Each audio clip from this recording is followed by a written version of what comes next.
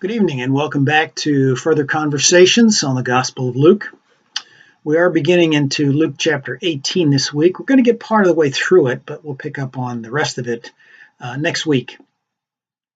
In Luke 18, Jesus begins with a story about persistence in prayer. It's a very interesting story with some contrasts in it.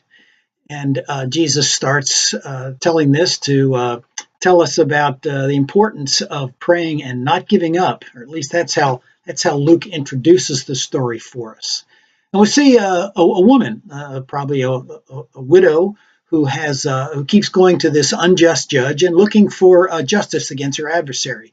We're not given any more details than that, but she will not let the issue rest. And the unjust judge gets so tired of having her come by, he finally decides, just to get her out of my hair, I'll give her what she wants. And this particular story hinges on two things. Number one, she keeps showing up. In fact, she will not leave it alone at all.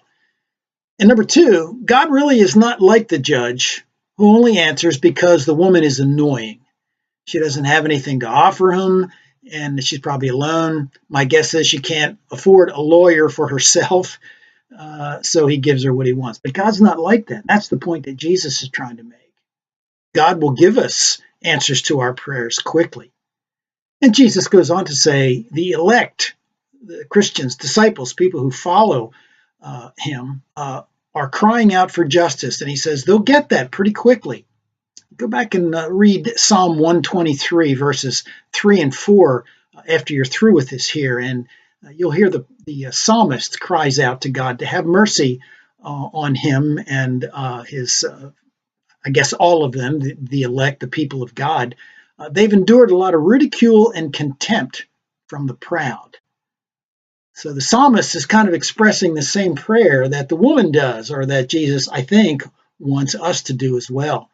And reminds us in telling the story that God will answer them soon, quickly, or maybe just suddenly. God will answer if we keep crying out to him. And it really boils down to a matter of faith. Do we have enough faith to persist? And then Jesus goes on to tell a story I think a lot of us are somewhat familiar with, and it's a story of self-righteousness versus recognition of sin. Jesus tells the story about a Pharisee who was one with a certain degree of smug satisfaction and contempt for others. In fact, Luke begins the story for us. He actually tells us Jesus told the parable to address those who were confident of their own righteousness and looked down on everyone else. And I want to throw in a word of caution here, because this isn't just about the religious or the rich or church leaders who are prone to this kind of self-satisfaction and contempt and looking down their nose at other people. Be careful of putting this attitude only on a certain group, usually the other guys who are not like us. Could very well be any one of us who develop this attitude for ourselves. And yet Jesus tells a story about a guy with an opposite attitude. The publican, a tax collector, he goes and he prays with a great, deep and abiding sense of humility. Aware of his sin, he will not even raise his eyes to heaven when he prays. And Jesus tells us this is the man who goes home justified before God. A man who I think justifiably and correctly understood the human predicament before a holy God. We're all sinners, and all we can do is throw ourselves at his mercy. Jesus then tells a little bit of some interesting things about children and how to such people belong the kingdom of God. And I think he's talking about people who are vulnerable and dependent. They need to depend on something, a strength greater than themselves, perhaps. And then he goes into the story. He encounters a rich ruler. And we've only got the chance here to introduce him. We only started this conversation in our Wednesday night conversation about this. So we'll just kind of mention a couple things that we mentioned on Wednesday night. Number one, he was attached to power and prestige that accompanies money. More than likely, that was part of the reason he had so much trouble giving it up.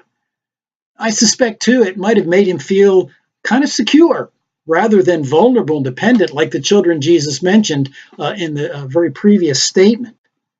And although this guy had been a very good person all of his life, he just couldn't seem to overcome the obstacle that were his wealth and his possessions, or the obstacles that were his wealth and his possessions. We'll talk a little bit more about him next week, but maybe you can read the story and kind of be prepared to think about your own attachment or non-attachment to your money and finances.